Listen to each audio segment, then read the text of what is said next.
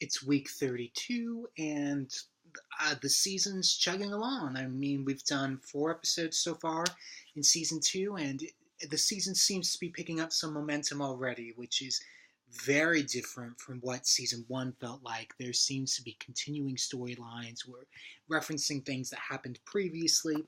In particular, in this episode, Val comes back. Now, I'm sure I've mentioned this before, but Valene is going to spin off into Knots Landing. And we're going to get to that very shortly because about midway through this season, that's when we're going to get into that. So it's interesting that they bring her back earlier on in the season to kind of remind the audience of the initial storyline of Valene. Lucy found Valene. This was the season 1 premiere. It was the two-parter after the 5-episode pilot. And we're kind of referring back to that. Valene, JR claimed that he gave Valene money. But Valene never took the money. And Valene tries to tell Lucy this, but Lucy doesn't buy it at all. What's interesting about this storyline in particular is we have a very this is a bold move on her part. We have a very strong female character combating a very strong male character.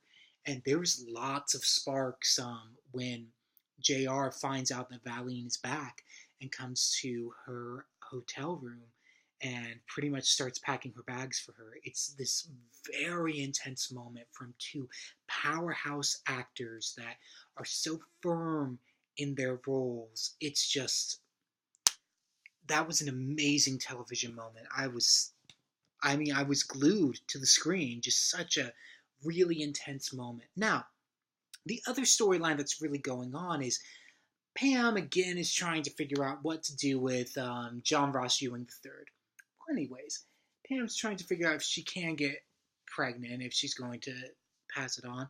Pam realizes she's pregnant. Ooh, that changes things. She tells Cliff this, and Cliff says, you need to tell Bobby, and Pam says, I don't want the baby, and I'd rather kind of get a divorce, and I thought you of all people, well, I'd rather get an abortion, than have this child, and I thought you of all people would understand that. This is in reference to a season 1 storyline when Cliff Barnes loses the election because he got a girl pregnant way back when, and abortions were illegal at that time, and she wanted to get an abortion because she was from a religious family, and he went about doing that, and during the procedure she died. But Cliff isn't all about that. Cliff is like, I think that you should keep the child, especially because he's considering that John Ross Ewing III is his own child. So character motivations are very, very strong. Not so much at the beginning of the show, but they're very clearly defined. We have a good history, throwbacks to last season. It's just, this is an amazingly set up show, an extraordinary season so far, and I think it's only going to keep getting better. I'm just so excited about how firm it is in its own mythology. It knows its past very, very well.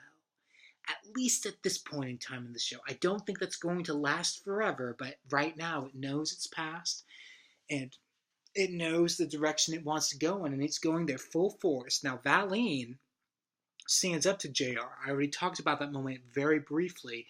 And Lucy finally is convinced by Bobby to go and see her, and Lucy's in tears, saying, thank you for standing up to him, Mommy. And she's completely forgiven her, and JR realizes that he has been one-upped by Valene. That was a really interesting moment, and Bobby says he's going to drive JR home, and Bobby pieces out, and that's the way that we ended this week's episode. Wow, is the show getting interesting, and the continuing storylines are making it such a fascinating view. I don't know what else to say. This was just, there have been times, because admittedly, this is an episode I have seen before. I haven't seen all of Dallas, but this was an episode I had seen before, and I remember being kind of bummed by the ending. That the ending seemed a little cliche, a little forced.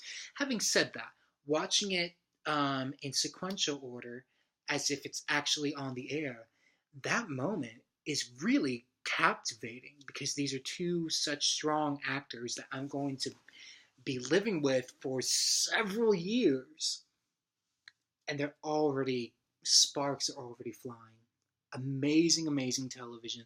So, am I looking forward to next week? Absolutely. I can't wait to see what they have in store when I return back to South Fork, and I hope you'll come back with me.